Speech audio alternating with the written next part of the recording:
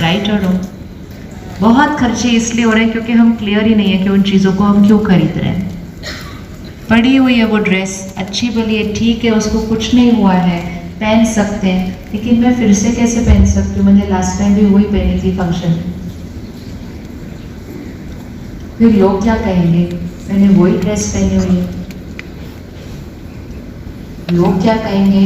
मैंने क्या पहना हुआ है? उसके लिए मैं एक्स्ट्रा खर्चा करती हूँ। राइट? आपको पता है, आप खर्चा कीजिए, नई ड्रेस खरीदिए ताकि लोग आपको अच्छा कहें। आप जब उनके सामने आएंगे वो आपको अच्छा कहेंगे भी, लेकिन पीठ मुड़ते ही वो क्या कहने वाले हैं हमें पता भी नहीं है। जिसने कड़वा बोलना है उसने कड़वा ही बोलना है, और आप कुछ मत कीजिए। जिसने मीठा बोलना है उसने मीठा ही बोलना है, क्योंकि वो उसके संस्कार पर निर्भर है, आपने जो किया उस पर निर्भर नहीं है। ऐसे अपने खर्चा कर करके दुनिया से सम्मान खरीदने की कोशिश नहीं करना, क्योंकि ये सम्मान है ही नहीं।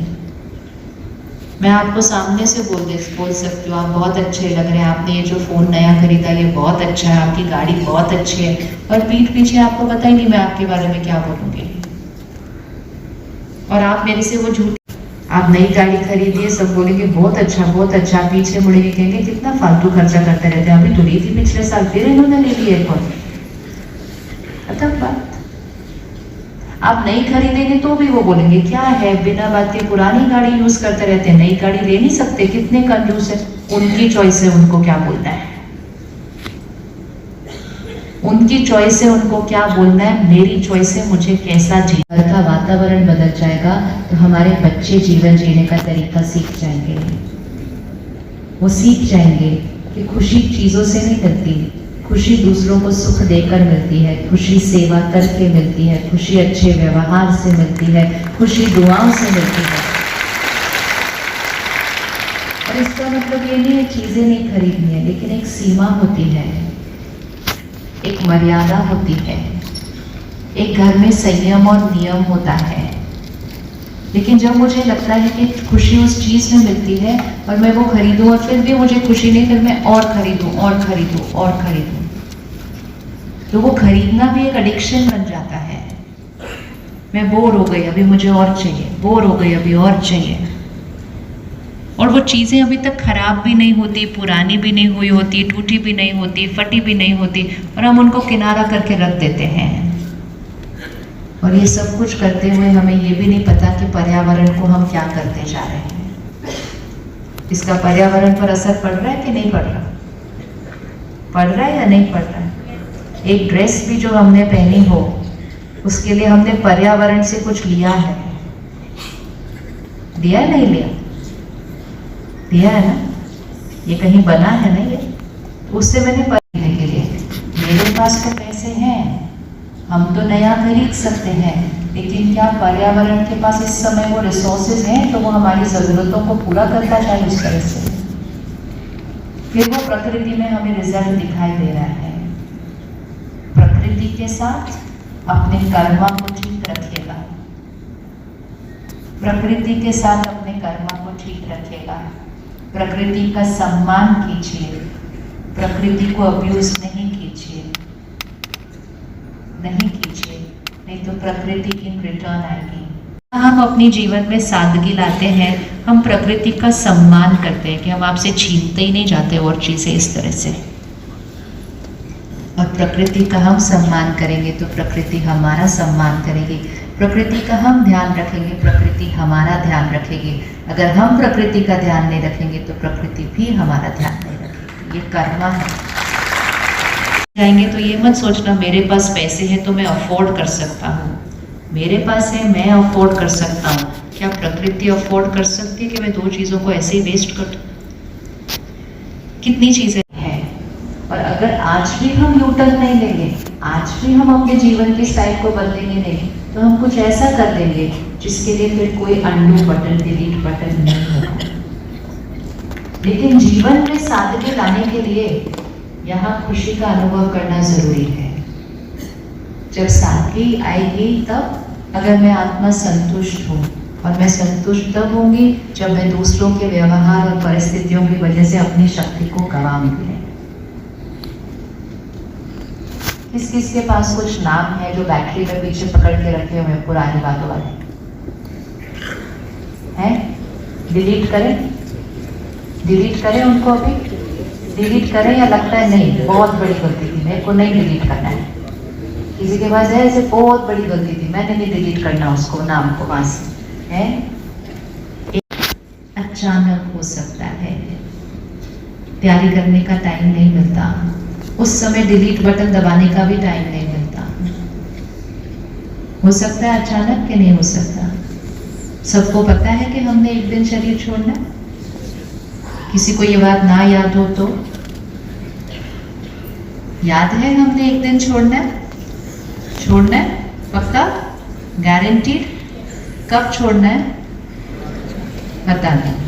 जो चीज पता नहीं तो उसकी तैयारी कब करके रखनी चाहिए? आजकल हम अपनी लाइफ इंश्योरेंस पॉलिसी बनाते हैं, विल बनाते हैं। किसी को जाकर पूछो, भाई आपकी आयु तो अभी सिर्फ 30-40 साल है, आप क्यों अपनी लाइफ इंश्योरेंस कर रहे हैं? तो वो क्या बोलेंगे? हाँ पता, कभी भी कुछ हो जाए। बोलेंगे या नहीं बोलेंगे? तो कभी भी कुछ हो जाए उसके लिए हम अपने परिवार को सेफ रख के जाते हैं, लेकिन कभी भी कुछ हो जाए, मैं आत्मा शरीर छोड़ दूं, तो जिस को मैंने अपनी बैटरी में पकड़ के रखा हुआ है पीछे, वो सारी बातें क्या होगा? वो सारी बातें यहाँ शरीर का अंतिम संस्कार होता है सिर्फ कई घंटों बाद या अगले दिन। आत्मा तो उसी क्षण निकल गई, तो सारी रिकॉर्डिंग किसके साथ गई? आत्मा के साथ। जब वो शरीर का अंतिम संस्कार करते हैं तो पंडित जी वो लकड़ी देते हैं, भाई डंडी तोड़ो, आपका उसका हिसाब किताब खत्म। वो जिसके साथ हिसाब किताब खत्म कर रहे थे वो तो कब से उड़ गई बाहर, वो तो उड़ के चली गई अपने नेक्स्ट जगह पर। और वैसे भी ये तो सिर्फ सिंबॉलिक है ना, कि हमें सिखाने के लिए होता है कि हिसाब किताब मन से फिनिश करो, इसलिए वो लकड़ी होती है। पर लकड़ी तोड़ने से थोड़ी हिसाब किताब खत्म हो जाएगा, वो तो हमें सिखाने के लिए है, याद दिलाने के लिए है। लेकिन हिसाब किताब कब खत्म करना चाहिए? आगे जाने के बाद या आगे जाने से पहले? पहले। Very good, clear. आगे जाने से पहले? यस। आगे जाने के बाद क्यों नहीं? चीज को डिलीट करना है। हम वो चोट को अपने साथ लेकर जाएंगे। एक घाव है जो आत्मा पे बन जाता है, एक दर्द है जो आत्मा पे रिकॉर्ड हो जाता है, एक चोट है जो आत्मा पर लग जाती है, और वो हमारे साथ जाएगी। और जब वो जाएगी ना, और वो आत्मा माँ के गर्भ में प्रवेश करेगी, फिर कुछ महीनों बाद एक बच्चा पैदा होगा। वो बच्चा भी छोटी छोटी बातों पे रोता रहेगा। फिर 1-2 साल का होगा, छोटी छोटी बातों पे रूठता रहेगा।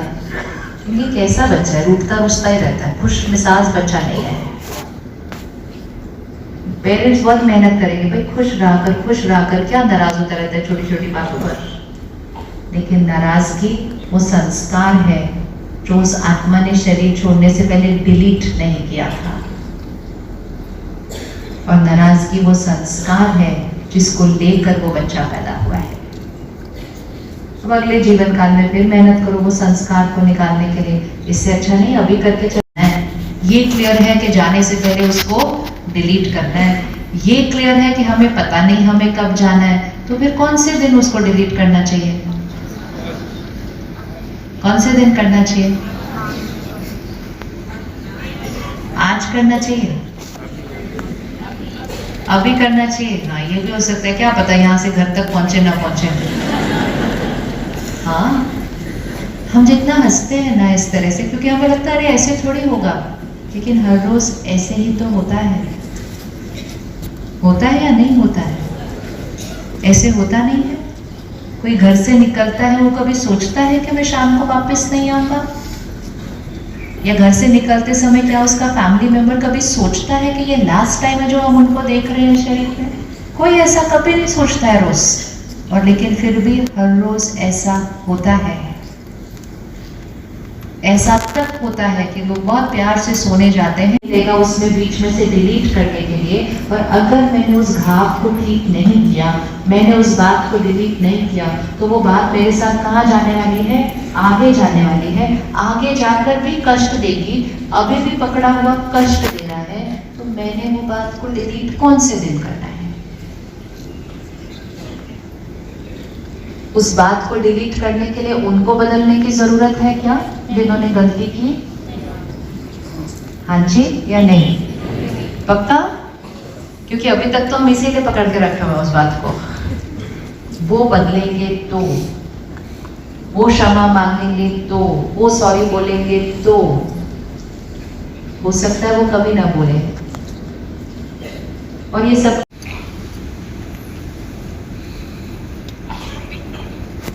बहुत क्लियर, जो भी हुआ, जो भी छोटा बड़ा जो हुआ, पास्ट बीत चुका है।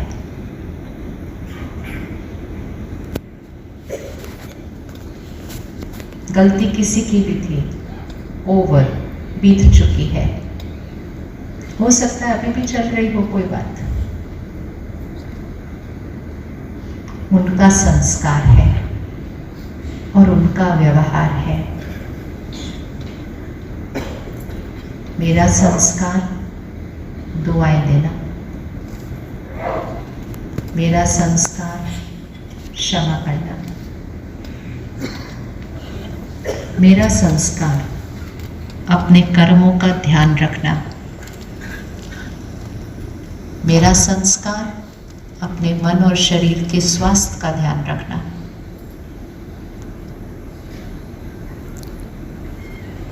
आज से मैं इस बात को फुल स्टॉप लगाती हूँ। जो भी हुआ, जो भी किया, खत्म, फिनिश्ड। मैं उस बात को अपने ऊपर से डिलीट करती हूँ। और आज से मेरी तरफ से उनके लिए सिर्फ और सिर्फ दुआएं।